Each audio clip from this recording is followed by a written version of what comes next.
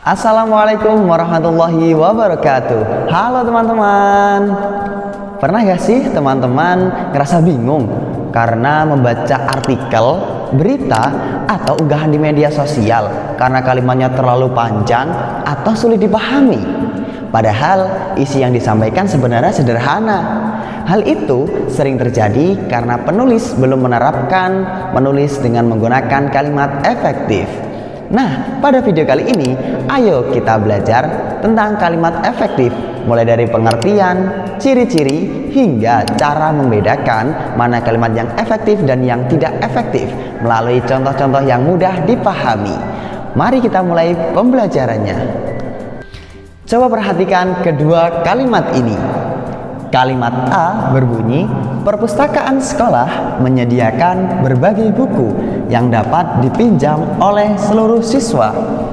Kalimat B berbunyi, perpustakaan sekolah menyediakan berbagai jenis buku bacaan yang dapat dipinjam oleh semua para siswa.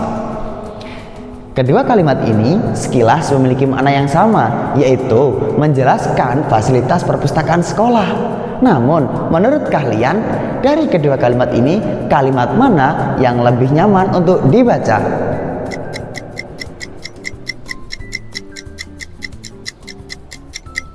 Jawabannya kalimat yang pertama. Mengapa?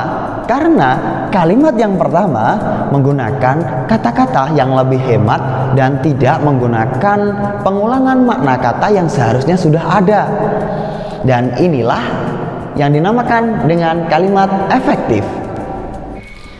Selanjutnya, kita masuk kepada pengertian kalimat efektif. Kalimat efektif adalah kalimat yang mampu menyampaikan gagasan secara jelas, tepat, dan mudah dipahami oleh pembaca maupun pendengar.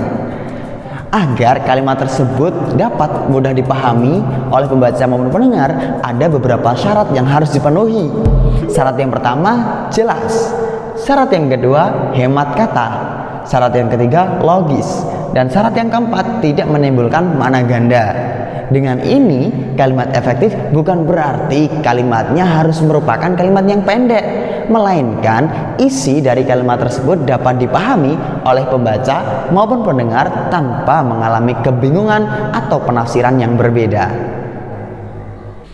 Selanjutnya, kita masuk pada ciri-ciri kalimat efektif.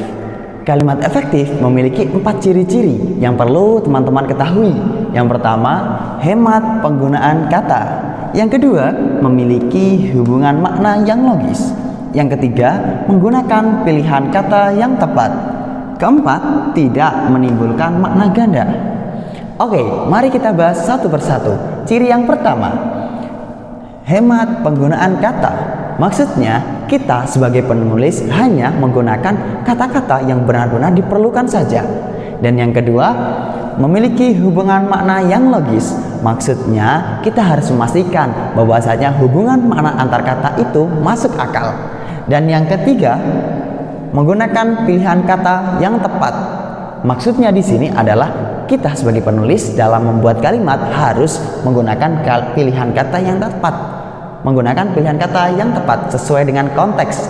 Dan yang keempat adalah tidak menimbulkan makna ganda. Di sini maksudnya pesan yang kita inginkan sebagai penulis nih, pesan yang kita inginkan itu benar-benar dipahami oleh pembaca atau pendengar, sehingga pendengar atau pembaca ini memiliki pemahaman yang sama dengan penulis. Sekarang kita lihat beberapa contoh kalimat yang sudah ada di papan tulis.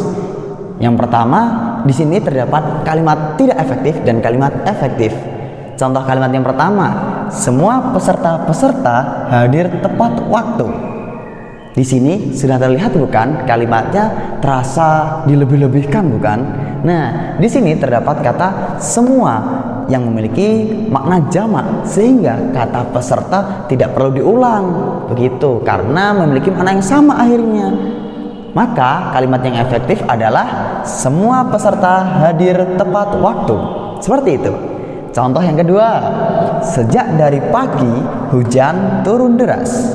Nah, kalimat ini merupakan kalimat tidak efektif karena kata sejak ketika disandingkan dengan kata dari dalam satu kalimat memiliki makna yang sama, sehingga kita harus memilih salah satunya saja. Maka kalimat yang efektif adalah sejak pagi hujan turun deras. Nah, dari kedua kalimat ini sudah bisa kalian pahami dan kita pahami bersama, bukan?